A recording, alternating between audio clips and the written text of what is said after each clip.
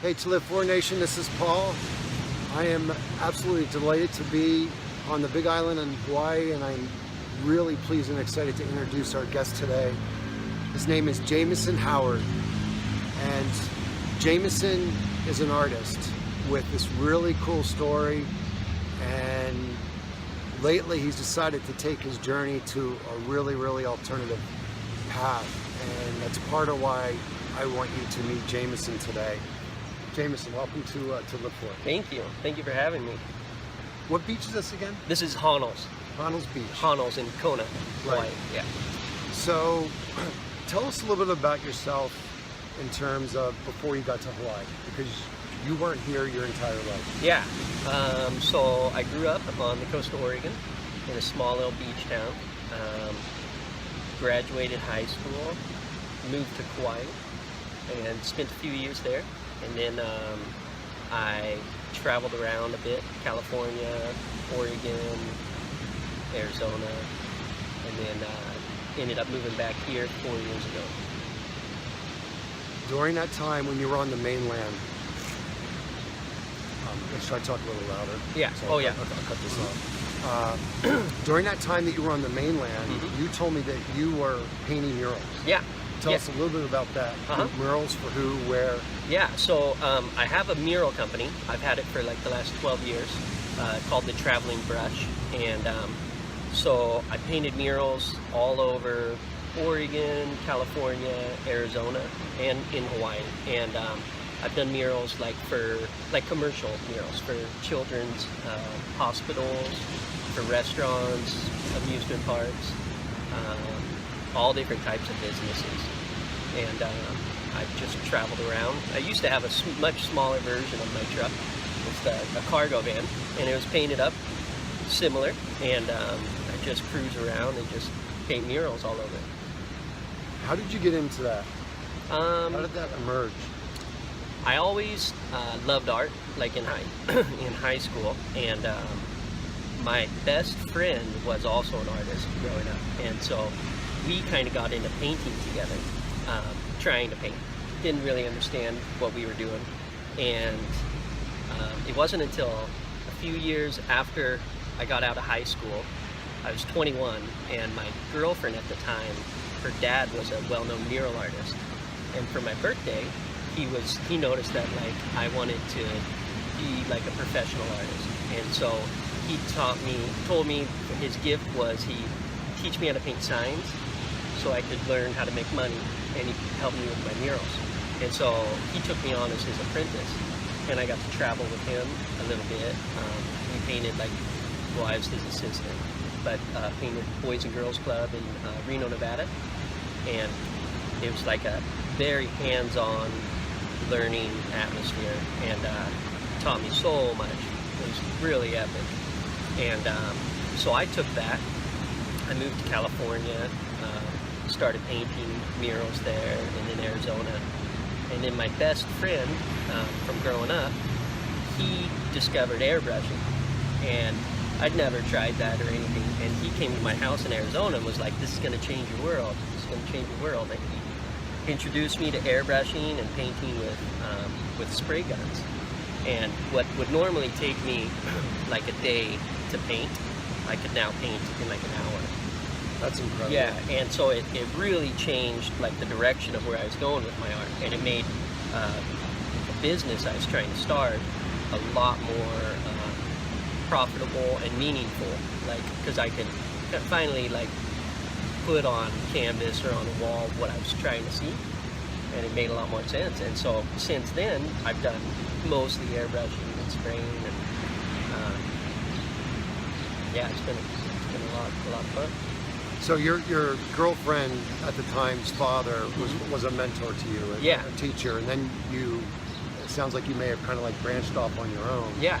And I'm wondering if there was ever a time where you had doubts, you had self-doubts, and you wanted to maybe fall back into a traditional 8-to-5 job, or... Yeah, so I bartended.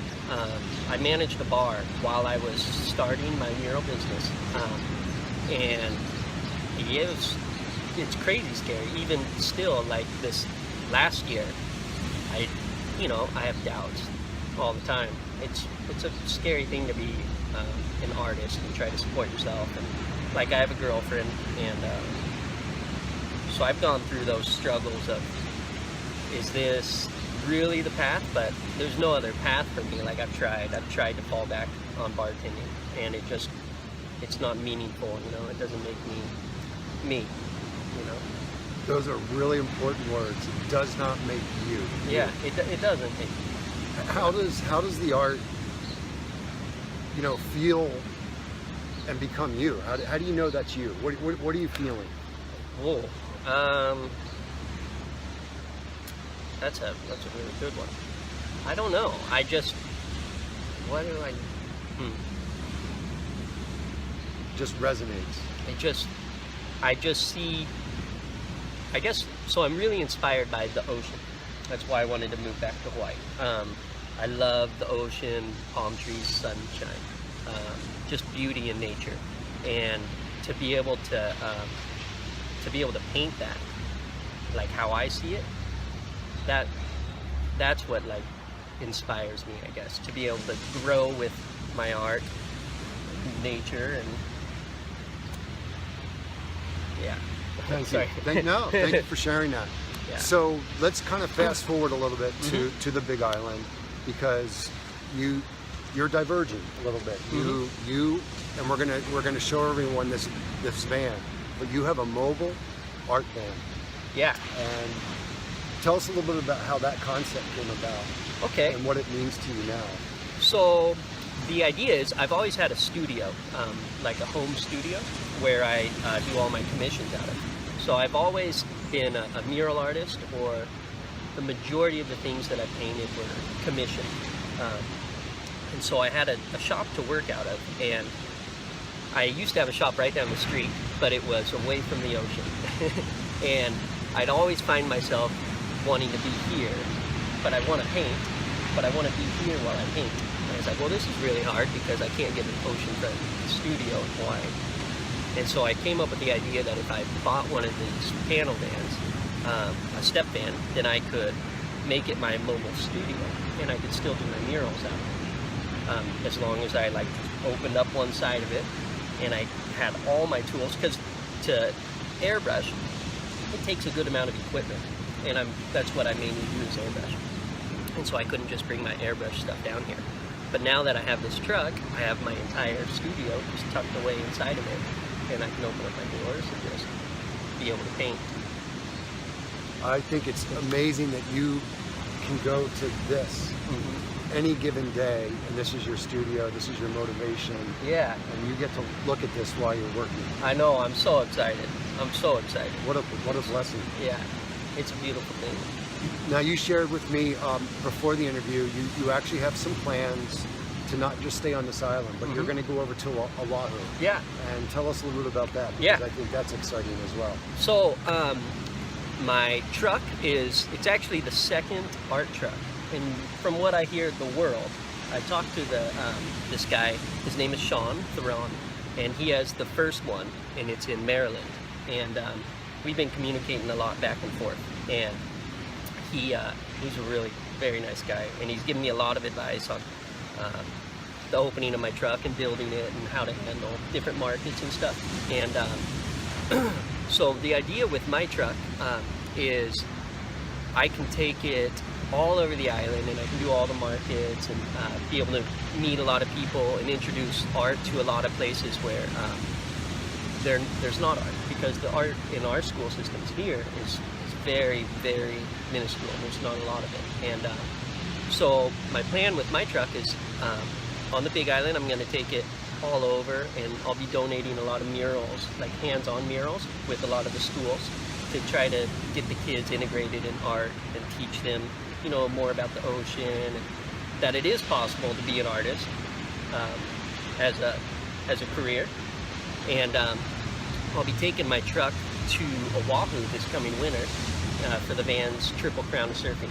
And I have a friend with property there, a friend's friend, and they're going to let me park my truck there and be able to sell my surf art, you know, during the surf competitions and stuff. And after next winter, my plan is I'll probably take it to Maui next year, and spend a few months there. And then the ultimate plan is to ship it to the mainland and do like a West Coast type of thing. And just Love cruise it. for the summer and just hit up all the different markets all along the coast and spread art. I just feel your passion, Yeah. and I think it's also a gift that you're wanting to work with children around this. Yeah. And we've interviewed just over 50 people, and almost everybody talks about they knew as a kid, as a child, what their passions and gifts were. Mm-hmm. And by you working with children, you'll help them tap into that deeper for those that have that Mm-hmm. that gift and passion. No, I could see that. You know, when I was in high school, I had 2 art teachers in high school. My first one for my freshman and sophomore year was just a really crotchety lady. So she told me, she's like, you don't have any artistic talent, and she kicked me out of art class. Wow. And it kind of like threw a wrench in it for me, because I was really, really into drawing. And so I just went about my path, and my junior year we got a new art teacher. And he was actually a really established artist that was retired and just wanted to give back to the kids. And he saw something in me and really kind of helped nurture me and like push me in the right direction. And he did a lot. He helped me to get like scholarships going to go to art school. I didn't end up going. I moved to Hawaii instead. But he like really pushed me in the right direction, and he gave me probably the best advice that anyone's ever given me. And he said that it's not the greatest artist that succeeds, it's the one who works at it every single day. It's the most persistent. And it just, I've always thought of that, and I remember that with everything. Persistence beats resistance. And so Persistence beats resistance. Yeah. Love that. And so I know I'm not the best artist, and you know, who knows how good I'll be. Hopefully I'll become the best in my mind to where I want to be. But I know that as long as I work at it more and more, I'll keep reaching my own plateaus, you know? And that's important for me. So one of the things we're going to do is we're actually going to go look at Jameson's van, give you a little tour. And at the beginning of this interview, you saw some pictures of this truck because it used to be a food truck. Yeah, friend- it used to be a food truck. Right. A friend had it sitting in his driveway for 3 years. It was actually sitting in a fruit orchard for 3 years. It had trees grown over it, up inside of it, in the engine. Hadn't ran for 3 years. And luckily my brother is this amazing mechanic and came out. We spent 3 days and he tore through everything, got it running again. And we've given it a whole overhaul mechanically. Well, I'm excited to show everyone the van. I am excited to spread your vibe and your gifts. Thank you. I just think that what you're doing is it's a difference maker. You're making a difference. And Thank you. that means a lot to this community, to the people that know you, but it means a lot to this world. You know, that's part of what this globe and this earth needs. I see that. I mean, if you're not trying to fulfill your passion, then what's the point of being here, right? Right. You're awesome. You're awesome. So your mobile van is a fairly new venture. So your website is still being developed, but but you have the domain name. So Yeah. the domain name is The domain name is Aloha Art Truck. alohaarttruck.com. Jameson is also on Facebook. I'll provide that link at the end of the interview, as I always do. And let's go take a look at your van. Okay, let's do it. So this is a typical backdrop for Jameson on a work day. We're looking at some beautiful waves. There's surfers out there, and he's got his mobile van, art truck, parked here, and this is where he can work from all day. So Jameson, I'd like you to tell us a little bit about the outside artwork on your van, and then we'll go inside. Okay. And let's start on this Start side on this here. side? Okay, well, so on this side, I wanted to do underwater scene. And I tried to keep it as kind of local as possible with local sharks, manta rays. Manta rays are a big thing here. All the tour boats do manta dives. The sunken ship here is actually a local ship that just crashed this last year. and it came loose of the mooring right here during a really big swell, and it crashed right off the rocks, right in front of us actually. And the my upstairs neighbors were the captains of this boat for 11 years. And so when I went to paint my truck, I knew I was going to do a shipwreck, and I just asked them, Rick and Erica, I was like, hey, would you guys mind if I painted the boat? And they were really honored. They said, well, yeah, it would be amazing. And so I painted that in. And then I list my services on here. A little wooden sign. Don't leave, because over here we have, and this is one of your trademarks. Yeah, water women. Water woman. Yeah, I love painting women. I just find them so beautiful, and so I paint them in a lot of things. So I painted 2 on my truck. One free diver, and then another paddleboarder on the other side. I'm in the process of doing a series of paintings on water women, just surfer girls, you know, girls who dive and stuff. Just their natural beauty with the natural beauty of the island.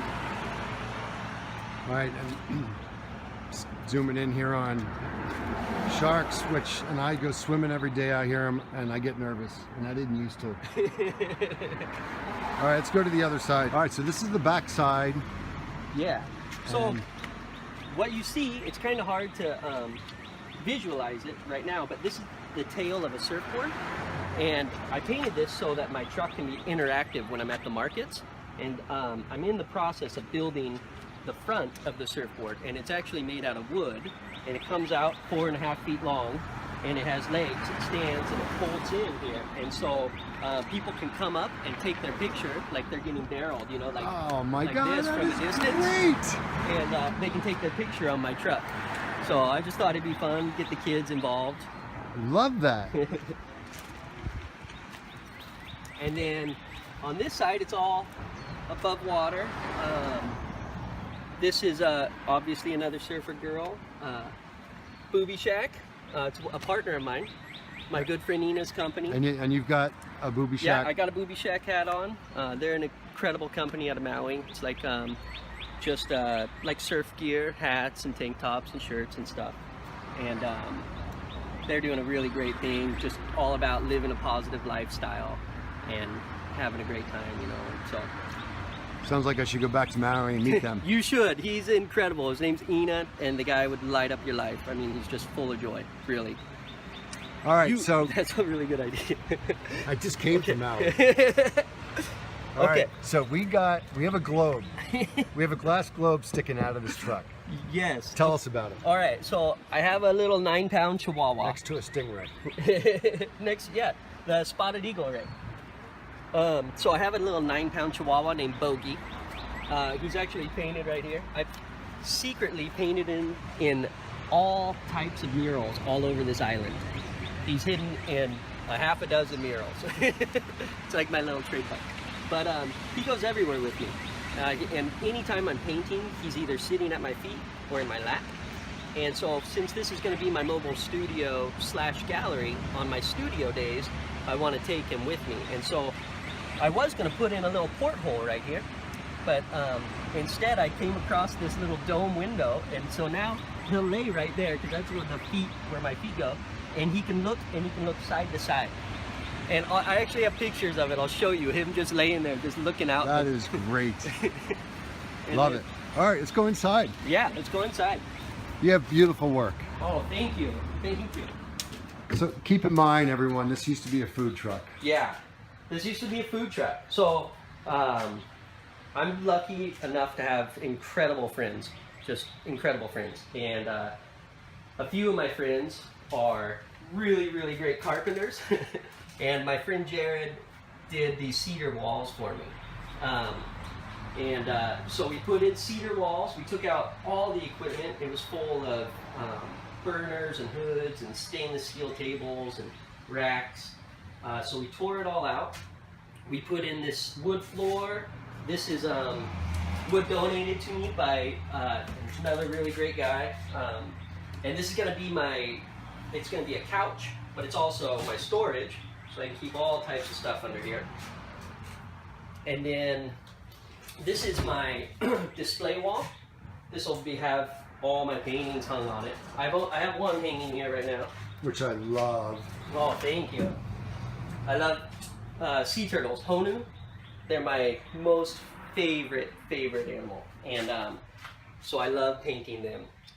And so this is actually the second painting I've ever been able to like just paint and keep for myself as I've become an artist. And so I really like this one. Is that inspired by a certain beach, or is that? No, I was just compilation? Well, kinda. It's like kind of a combination. It's almost like Pipeline, but shore break, and just like kind of my passions. Perfect barreling waves, and the islands, and the sea turtles, and yeah. All right, so and one of your other passions is surfing. Yeah, I love to surf. I wish I did it more, but love to surf. I love to skateboard, and I just recently got into playing the ukulele, and that is a lot of fun. You didn't bring that with you, did you? No, I didn't. I did. It's a good thing I didn't. No. Just learning. All right. Just learning. So I have one more question for you. I try to ask everybody that I interview this question. You have taken many risks. Yeah. You have, in my mind, elected to take a path less traveled. You've done this from an early age. You supported yourself as a bartender in times where you've gotten maybe scared or wondering if you're doing the right thing. You've thought about going back to jobs like that, but you've hung in there. Mm-hmm. So for anybody that's watching this and they feel stuck or maybe a lack of motivation, but they know there's something different they want to do, what kind of advice can you share with them? What are some things that they might be able to do to kind of reframe life, maybe start over, recalibrate? I really think that probably the main reason I've not given up and kept pushing is I learned kind of right when I was going on this journey to try to make art a profession, how powerful your thoughts are and visualization. And I randomly was given a book that changed my life, and so since then, for like the last 13 years, I've really tried to learn and study like my mind and like how thoughts create things, you know, thoughts become things. And so my advice would be to study your mind and learn about the power of visualization and make a vision board. I have vision boards at my house, in my bathroom, next to my front door, next to my bedroom wall, of things that I want to accomplish in places I see myself going. And that's what keeps me on track, is knowing that as I achieve one of them, I tear it off the wall, and knowing that I'm like, whoa, this is working. I'm moving forward in a forward direction, and I think that's helped me out the most, really. That and having incredible friends and being very, very selective with your friends. I probably only have a few of them, but I only like people who are Positive. driven and positive, you know, and I think that's really important, is who the people that you surround yourself with. And I do want to give a shout out to the two friends. So we connected because Donna Marie and I were on a walk, and we met these two beautiful husband wife. Boyfriend, girlfriend, boyfriend. but might as well be husband and wife. Sorry, guys. And what were their names? Weston and Kelly. Yeah, and they're a beautiful couple, and they provided us your name. Yeah, I know that. And, I was floored the other day when they came over and told me. I was like, wow, that's nice of you guys. And speaking of floor, didn't Weston help with your floors? Yeah, yeah, actually, Weston used to put floors in high school, and so he put in this beautiful floor, which was a lot of fun. We should show you this before you close, because this is the best part about this truck. Because this is the view of the office.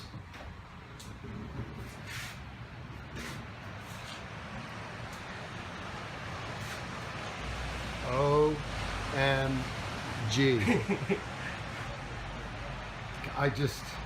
I'm like almost crying because I can feel what this does for you and for anybody that sees your art. And I think I might be moving in with you. Well, I'll have a loft. So grateful, and I just want to go back to that wisdom you just shared, because I found that to be absolutely beautiful. You mentioned a book. Do you remember the name of Yeah, that? I do. So the first book I ever read about this, it actually came from my mom, who doesn't read. She never reads. And I was going through a hard time in my life. I was moving from Oregon to California, going through this really transitional phase. And my mom saw a book in Barnes & Noble when she was in there buying a calendar for one of her friends. And the title of it was, "Excuse Me, Your Life is Waiting." And the author's Lynn Grabhorn. I remember it because I give it to all my friends. And it was basically like an introductory to the law of attraction. And it changed my life. It really did. That book and the power of like positive thinking and just me practicing that. Within days, I noticed a change in my life.